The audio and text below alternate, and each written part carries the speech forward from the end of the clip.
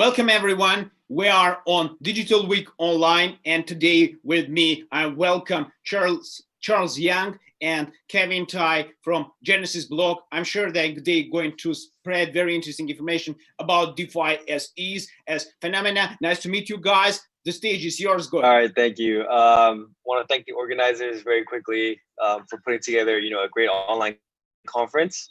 It's a pleasure to be here, and my name is Charles. I'm running the trading desk at Genesis Block, and we're based in Hong Kong and Thailand. I'd love to introduce Kevin Tai, who's part of Linear Finance.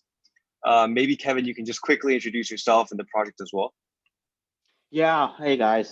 Thank you very much for letting me take the time to come and speak with you. So I'm Kevin. I'm one of the co-founders at Linear Finance. I'm also based out here in Hong Kong. So at Linear, we're essentially we're the first cross-chain compatible decentralized Delta One asset protocol. So in short, we're a synthetic asset protocol, and we essentially use the other public blockchains such as Binance Smart Chain and Polkadot as imminent L2 solutions. So what we're basically offering is synthetic asset protocol that's actually quite fast. It's very cost effective, and essentially cross-chain compatible. So in terms of composability, we will be building out synthetic assets into both Ethereum as well as BEP20 for Binance Smart Chain. So we'll be composable from that sense. So users will be able to access both the Ethereum DeFi dApps as well as the ones that will be coming out on Binance Smart Chain. Okay. Cool. Yeah. So I'll give you a little background of myself from a personal basis. I was born and raised out in Taiwan. I grew up in the United States. Went to Berkeley, and then subsequently was an investment banking analyst at Jefferies Broadview during the dot-com boom, the first dot-com boom in Silicon Valley. So I was conducting a number of M&A transactions for large ERP companies. So people like Microsoft, Oracle, when they're acquiring essentially products and suites during that time, which was quite hot.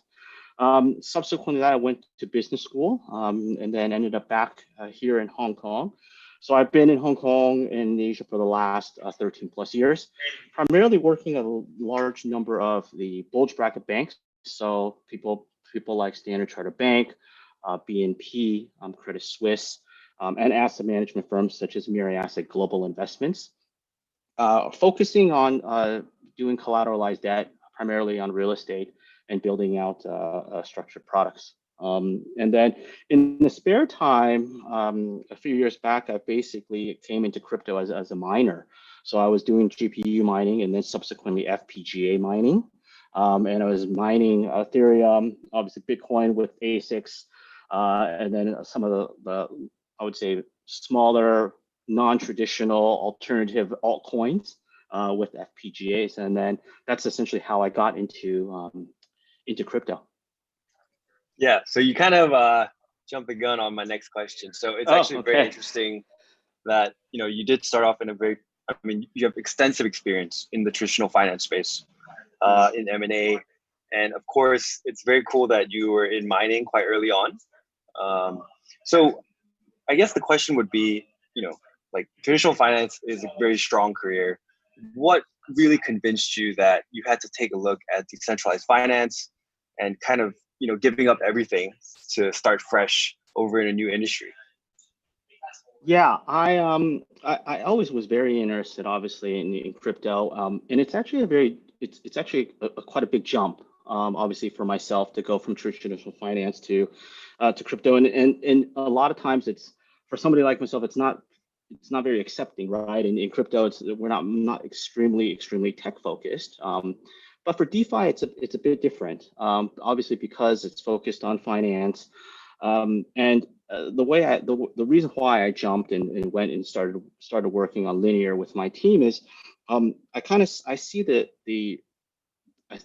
way I say that I see the revolutionary power in doing decentralized finance, right? Because in centralized finance, in the many years I've been working, the power is all held at the banks, right? So, as I've heard before, if you look at in the United States, I think the top 4 or 5 banks hold more than 50% of the retail deposits and assets of Americans, right? And with that type of control, they essentially control your money, and they can figure out how much to actually give to you, and their interests are not always aligned with their retail customers, right? So, you would always see beforehand where you deposit something in the bank, and maybe you would get 4 or 5% APY APR a year, but now we're looking at 0.5 odd something percent, right? And if you think about it, are the banks taking your money, and are they really putting it in riskless portfolios, riskless investments? Probably not. They're taking substantial amounts of risk, okay, with your funds. Whatever they earn, they cream it. They skim off, and they give you, 0.5%. All right, and they take the rest and they give it to their own shareholders. So, in their interest not exactly aligned, right? But in DeFi, it's different. In DeFi, we basically take everything and we've given it back to essentially the retail customers, right? So, and we're completely transparent. Okay, so you can come on to DeFi, you can deposit your assets, and you can generate your yield, right? And you know how much you're going to get, and you know exactly the risks that you're taking. It's very seamless. It's very quick. And it's permissionless, so you don't have to deal with a lot of, I would say, regulatory issues. And so I think from that sense it's revolutionary, right? Because we basically open up finance to everybody in the whole world, right? And we make it global, and we make it cheap and effective. So it's akin to you having like a savings account at a bank, and you find that there's a better rate somewhere else. You can move it instantly, right? And very efficiently. You just can't do that in the regular traditional finance world, and that's kind of what I find great about DeFi itself in general. Yeah. So I mean, obviously, banking scandals. There's too many to talk about, and it's very. I think the innovation is very cool with how the governance, the ownership goes back to the users. For instance, Sushi Swap. The fees go back to people who hold the Sushi token. These are things that really never existed before. So I'm totally, agreeing with you 100% that in terms of revolutionary, that's probably the best word to put it. I know you're obviously very bullish on the Delta One space. So synthetic assets, for sure, you're leading a project there. Would you say, what other areas are really interesting to you? For instance, like a DEX or so on? I think DeFi has been around for more than probably, I would say, 1.5 to almost 2 years. Obviously started with comp in terms of borrowing and lending, right? And I think what we've seen is that there's been a large evolution into I would say complex products, right? So we always will end up becoming more complex. So we're talking about, leveraged options or, DEXs for options, and more complex products. I think in that type of sense, I think there's a market there, and those are always be there. But things like, I would say, Yearn, like Wi-Fi, with their vaults, what they're building are actually easy structured products for individuals. So I think for people, when you actually can build a product like that, which is actually quite simple to understand and for people easy to use, I think that's kind of where the true nature of DeFi actually comes in, right? I mean, do we need any more products which are like 30x,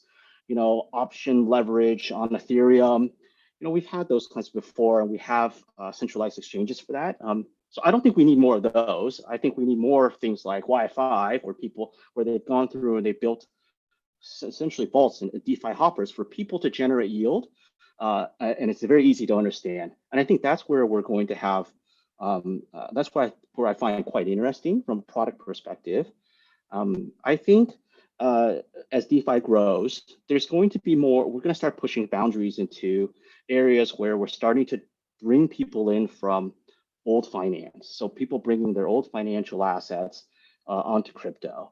And so I think there's I think over the next year or so, we'll see a lot of people like MakerDAO start being able to take on traditional assets into crypto. So obviously you see with Aave, they're starting to do this with mortgages. And I think as we've become more sophisticated in being able to take on traditional assets, that's when I think another space where I think DeFi is really going to be revolutionary.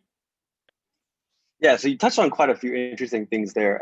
Firstly, so simplifying complex products, right? This is very beneficial in terms of the average kind of trader or average, investor.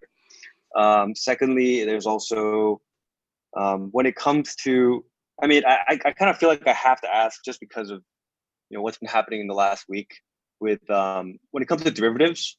The hammer has really come down on BitMEX. The UK have also put out regulation on, they're saying no to any retail access to derivatives, crypto derivatives. Do you kind of see that as like a hurdle ahead? Like, do you think you'll have to sit down with regulators and talk about this? I think because I think with DeFi right now, it's total of DeFi is actually quite small compared to other types of assets. We cover obviously in terms of versus what we see in kind of traditional finance. I've always in my heart, I've always felt that once we get to a point where we're large enough, where we're recognizable by the regulators, we're going to have a sit down with them.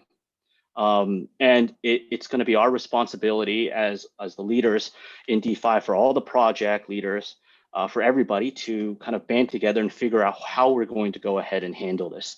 And I think this is something where, we've always known that it's going to be coming down the line. So we just have to figure out the right way to manage it. And a lot of it, I think, comes down to, even if we look into our own system now in DeFi, we know there's a lot of systemic risk. It's on Ethereum. There's issues obviously with scaling and as such, and not all the protocols that we built. We kind of let it go Wild West style, right? There's not a lot of rules and regulations that we do, that we put within the protocols. And you've seen a lot of incidents kind of over the last few weeks about people trying to game systems and as such. And we need to first figure out how we're going to regulate that within ourselves. And then we can sit down with obviously the regulators and prove to them that, that the system that we have now functions and we actually protect the users in certain ways. Yeah, so obviously, the downturn for DeFi coins caused a lot of drama, I guess, the past few weeks. A lot of people going after Andre Cronje, who was, the original creator of Wi-Fi. I think, in terms of losses, if we're talking about maybe a few million or tens of millions of dollars, if that got to billions, that would probably catch the regulators' attention, where they feel like they need to step in and kind of, minimize the damage or make people feel like, they were not scammed in any way. I'm obviously like it's not really fair to say it's somebody's fault.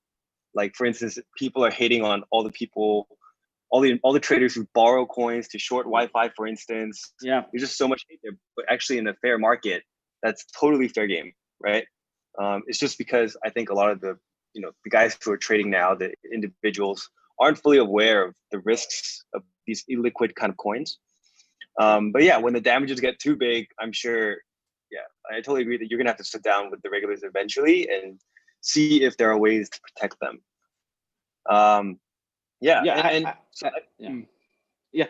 Kevin, go ahead. I think, I'm very visible. I see all of the incidents that occur, obviously, in a lot of the DeFi protocol, right? I think right now people are running around looking for extremely high yielding type of opportunities.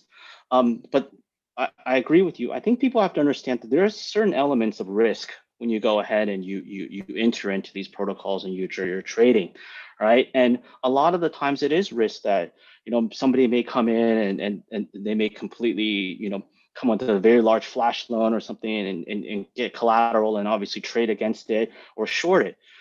That's just their own trading strategies, right? And obviously you're exposed to it up to a certain extent, because the protocol allows them to do that, right? And in return, you get a very high yield in a lot of cases, and that's kind of where the risk lies, right? Without having that, if there were a lot of restrictions there, most likely you wouldn't have those types of opportunities for traders to come in, and your yields wouldn't be that high. So it's a risk return profile that users have to remember. Right? At the end of the day, if you go ahead and lose money, you're very unhappy. But when you're making 4,000 APY, everything's hunky dory and great, right? And everybody's happy at the end of the day. Yeah, so I wanted to touch on what it's like to be, building a multi-chain compatible product. So obviously, like a lot of work's been done on Ethereum. Now it's a lot of shifting over to Polkadot and BSC. I mean, how hard is this to do to get this on 3 or 4 different chains? From a tech perspective, it does take a lot of time. I think a lot of things like Binance Smart Chain and Polkadot, they built out the product suite from a tech perspective, so that it's actually quite easy to go ahead and integrate. It just takes time to do it and figure out how to do it correctly for ourselves, and essentially how to integrate everything together. And for us, the way that we look at it is. We build a cross-chain because obviously there's going to be a number of different DeFi ecosystems set up, and we just want to let users have access to everything through obviously through Linear, and so that's why we build out different versions of our synthetic assets, and that's how we essentially maintain composability. And the public blockchains, they're the new ones that come out, they're extremely quick from a TPS perspective, and so from that basis, we do figure out the scalability issues. Yeah, so I think you definitely go in the right direction. Like multi-chain is a must. We saw all the congestion on Ethereum, a month or 2 ago. While stuff like Tron, BSC is like instant, right? And it costs nothing. Yeah. So yeah, definitely like that direction. Yeah, I mean, what else can we look forward to from Linear? I mean, synthetic assets. It's a very niche, in a way, it's a niche market, right? If you look at synthetics, like the SNX coin, that platform's been around for actually, I guess, a couple of years, maybe more. When do you think this volume is going to kind of pick up? I think ultimately, if in terms of synthetic assets, I think we have a lot of things to obviously go ahead and conquer. Obviously, one being just the type of assets that we feel that people want to go ahead and build. All right. So is it going to be a suite of digital assets? Is it going to be certain market indices that people want, commodities or certain commodities? Or do they just want to be able to compose portfolios very quickly? So what we're working right now is obviously we like to have all of those, and we'll probably roll those out obviously from Linear in terms of our exchange. And then trying to work with the community and the users on kind of how best to compose or what type of assets that they're looking to put into their portfolio from a synthetic perspective, right? So we're still trying to kind of find that niche, and I think that's something that both synthetics and ourselves will obviously face kind of going forward, because there's the way that we look at it is from a synthetic asset portfolio, that the power is you can basically build a synthetic asset version of anything, as long as you have a price feed, right? And so whether this comes in the form of a prediction market, maybe we look at options, maybe we look at what we call our version of ETFs, like digital traded funds. We'll be building out a number of those also. So we'll kind of see and work with the community on kind of what kind of assets they want to have. All right. And another thing would be figuring out how to integrate our synthetic assets and our LUSD stablecoin into the network. So whether that's throughout the Ethereum network and other dApps, or possibly on Binance Smart Chain when they build out their ecosystem. So from a Linear's perspective, there's multiple different ways that we kind of want to drive the business model and kind of accrue value to our Lena token. Yep. I definitely agree. Like, so I think asset management is such a key part for the next stage. So me being able to structure a portfolio with BTC and some kind of other DeFi coins, and also have synthetics that, track the price of gold. Like I couldn't do that right now. And I think being able to do that all on one platform without, needing to sign up on different kind of brokerages and so on, there's a lot of add value there. So, Kevin, I'm just gonna ask, anything else you want to add before we wrap? No, I think from our project perspective, we should be launching testnet obviously this week. So which our builder app will be up and running from a testnet perspective. So you can come try it out and build LUSD, and then subsequently our mainnet launch with the Binance Smart Chain integration will be launching in mid-November. And that point in time, we'll have the exchange out with a lot of the number of tradable assets. And so over the next few weeks, there will be a lot of community involvement for both in terms of obviously working on testnet, as well as an early tester program, bug bounties, and as such, and early rewards for people that come and work with us on building kind of the exchange. And so obviously Dre and ourselves, we built this obviously for the community, and we always tell people that this is a community project. At the end of the day, we'll have the linear DAO obviously set up with early next year, but please come work with us on building this out. So it's something that we want you guys to actually use to build synthetic assets. So love to obviously hear feedback on the product as well as what other types of synthetic assets people would like to see going forward. Hey, thanks, Kevin. So for everybody, this is Kevin Tai at Linear.Finance. My name is Charles Yang. You can ping either of us on LinkedIn, and we are full-time in DeFi. So any basic questions, we're happy to help. Appreciate this very much. Thank you. Thank you very much. Thank you, guys. Thank you for your time. Yes, my pleasure. Yes, Kevin. Thank you.